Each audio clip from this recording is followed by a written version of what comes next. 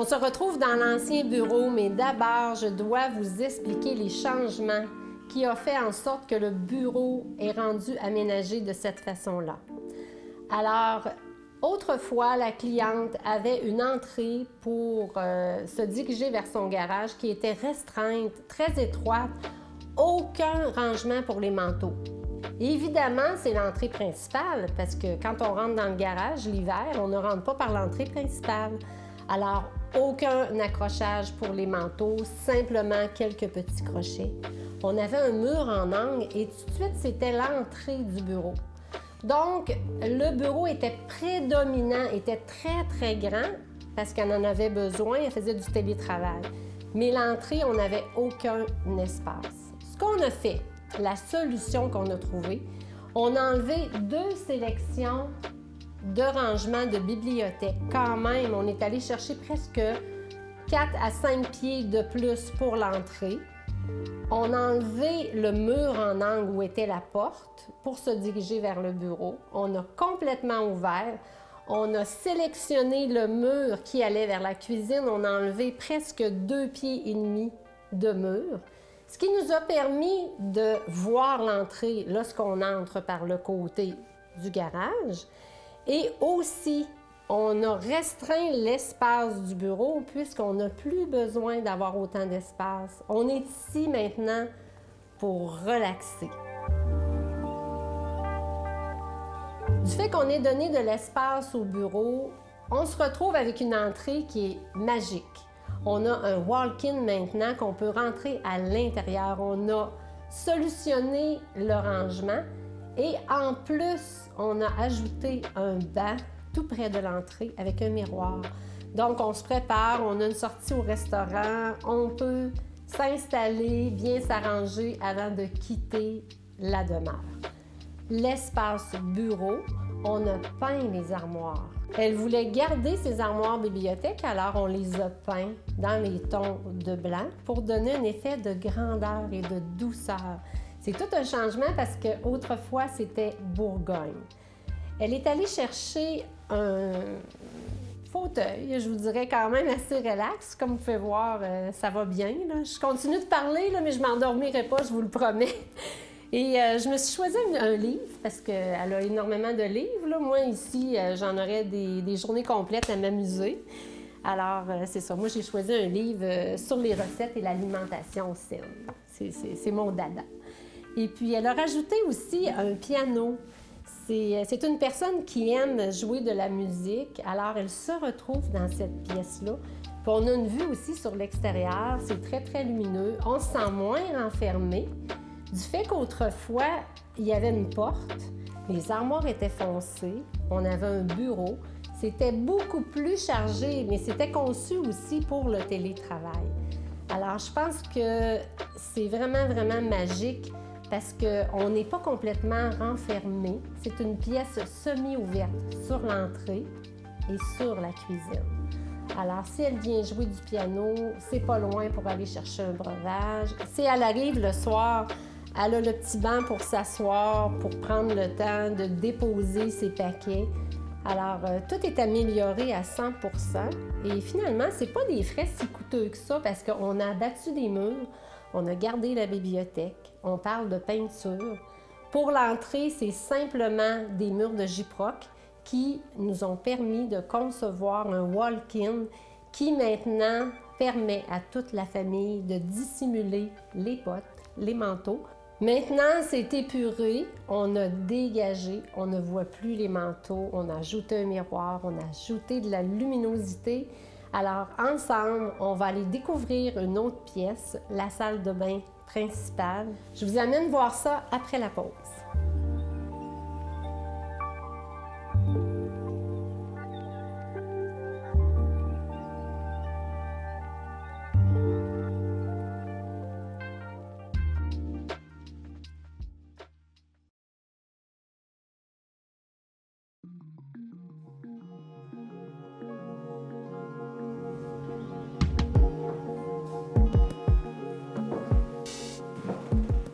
Ici, la salle de bain, on a gardé la même douche.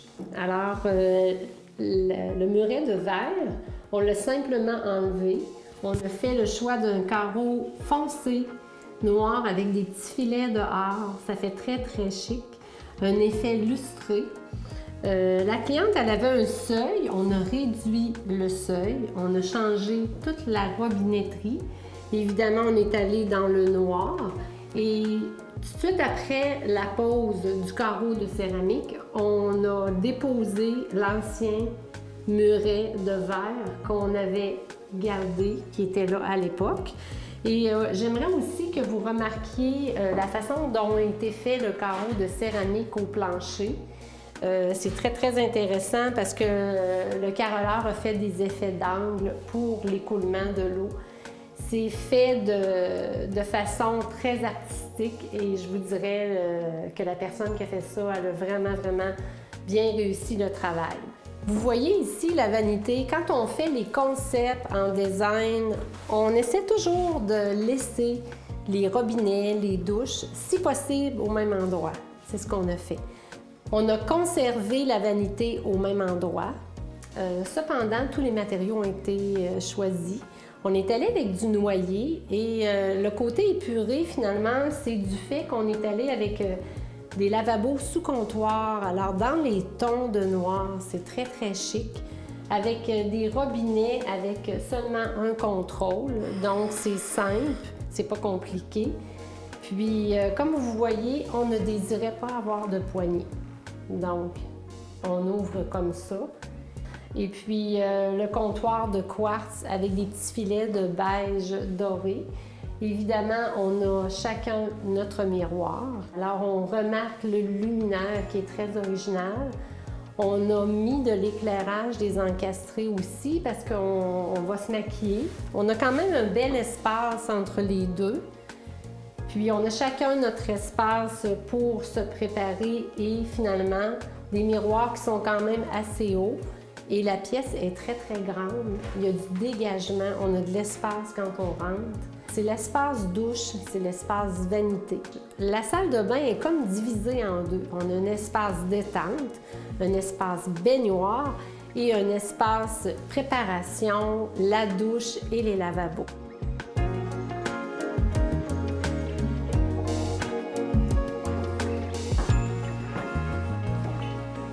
Nous voilà dans l'espace détente. Alors, ici, il y avait une baignoire en coin. On a enlevé la baignoire. On est allé avec un bain déposé, finalement avec des lignes droites. Ça a dégagé l'espace. Évidemment, on l'a mis droit. On a éliminé les angles. Et derrière, c'est très, très joli. Vous avez remarqué comment la pose de la céramique a été faite au fond de la douche. Alors, le carreleur, avec son talent de magicien, a fait une mosaïque extraordinaire avec les restants de carreaux de céramique. Et c'était voulu, finalement. Ça donne un style particulier à la salle de bain. Cette maison a été construite dans les années 2000. Alors, à cette époque, on avait énormément d'angles. On avait des foyers en angle dans les résidences. On avait aussi beaucoup de portes en angle dans le bureau qu'on a enlevé.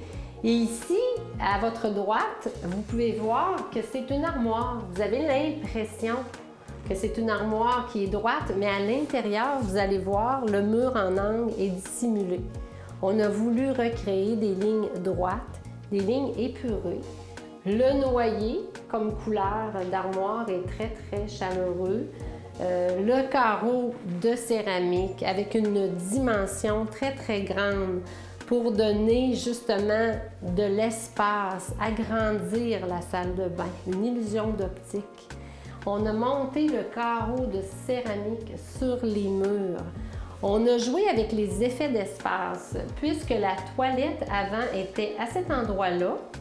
Mais ce qui arrivait, c'est que derrière nous, où on a construit une petite armoire de rangement, le mur était plus profond. Alors, on en a profité, étant donné que la baignoire qui était en angle a été enlevée, pour aller chercher justement du rangement et faire une tablette tout près de la baignoire pour déposer un livre, un verre de vin, pourquoi pas. On est là pour se détendre et prendre ça relax. Le carreau de céramique, je vous dirais, qui donne le ton à la salle de bain. Moi, je trouve qu'il y a de la personnalité, du fait que c'est un filet qui est quand même... c'est pas un petit filet mince, là. Il y a quand même une dominance. Il est présent. Puis je trouve que ça donne du caractère à la salle de bain. On a aussi un espace maquillage. On est allé chercher le même comptoir que la vanité. On ne l'a pas mis très épais, on l'a mis épuré, 3/4 de pouce d'épais. On dit que les comptoirs, c'est des tendances plus à l'italienne, justement. Et on a déposé un petit banc en teck là, qui vient donner un effet de chaleur. Donc, on a beaucoup de lumière, beaucoup de luminosité. Nous autres, les femmes, on aime ça quand on a tout à côté. Alors, on a fait un rangement pour le séchoir et le fer. C'est génial! Tout est dissimulé, tout est pensé et le tour est joué. Et voilà! Ici aussi, on a un endroit pour accrocher les serviettes, mais avec la chaleur. Alors, c'est très pratique. On oublie que la toilette, qui était très évidente avant, du fait que, justement, elle était avancée, que le mur était reculé, on a tout remis ça droite. Alors, c'est l'élégance, c'est le côté chic. Si vous remarquez, on est allé avec des formes arrondies au niveau des miroirs, au niveau des luminaires aussi, qui sont très originaux. On va aller ensemble découvrir la pièce maîtresse qui est à côté, la chambre principale, après la pause.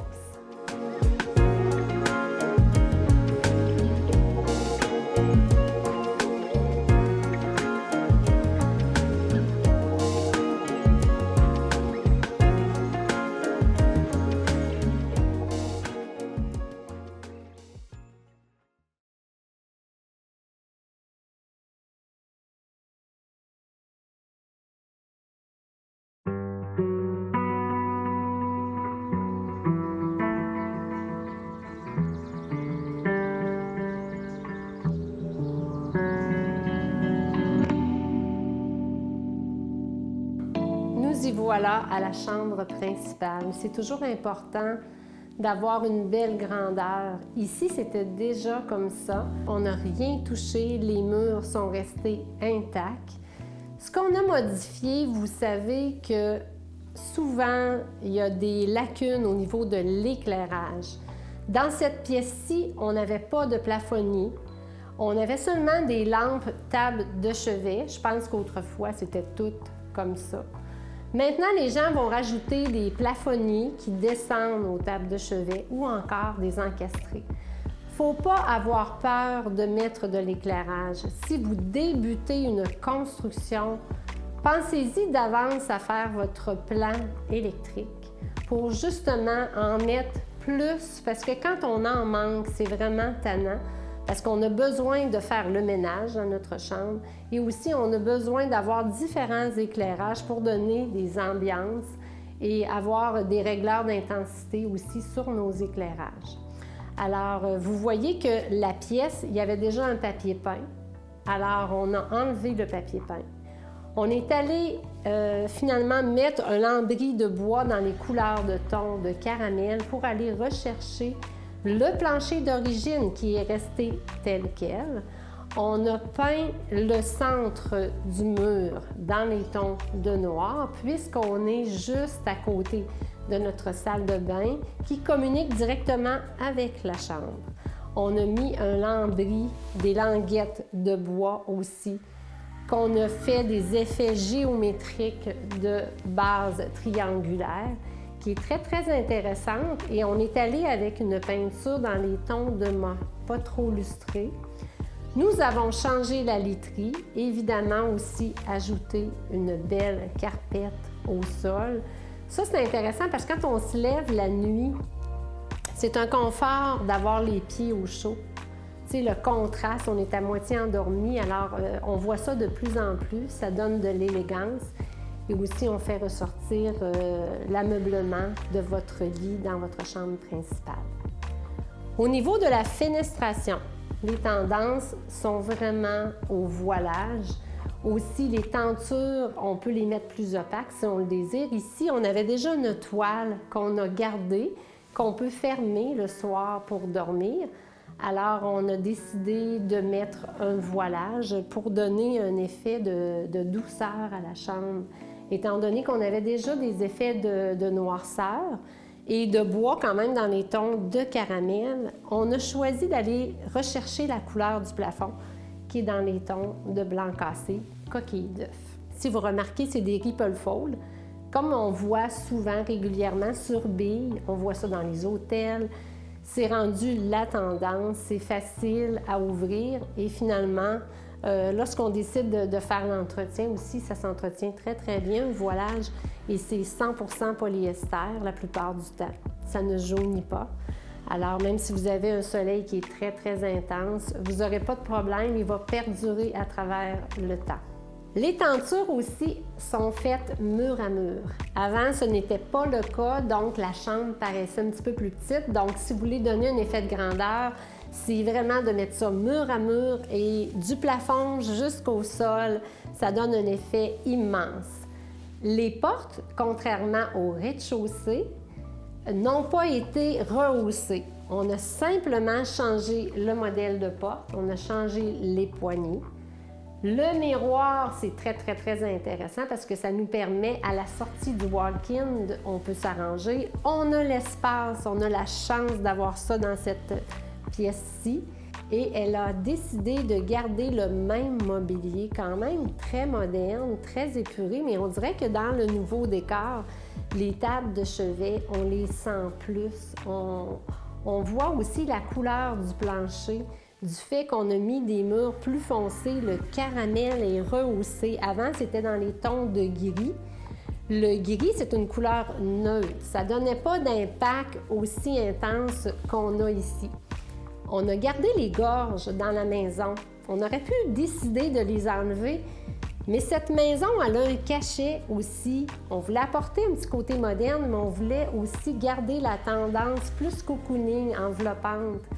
Et de plus en plus, vous allez voir, les gorges, les moulures vont revenir. Ça va être très intense. Ça va être mélangé avec un côté épuré plus moderne. C'est intéressant de vous présenter justement une pièce où l'on a simplement joué avec de la peinture, des textures avec les lambris de bois, un ajout de carpette, un changement de porte.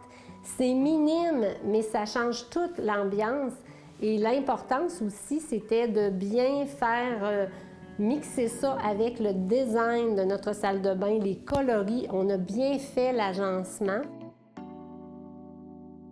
On a également changé les portes françaises. On les a peintes noires et on a même changé les poignées. Dans la rénovation, on a enlevé les arrêts de porte et on a dissimulé un aimant sous la porte qui est placé à une certaine distance du mur et qui permet à la porte de ne pas frapper directement sur votre mur. Et lorsqu'on la laisse aller, vous voyez, ça l'arrête. C'est vraiment magique.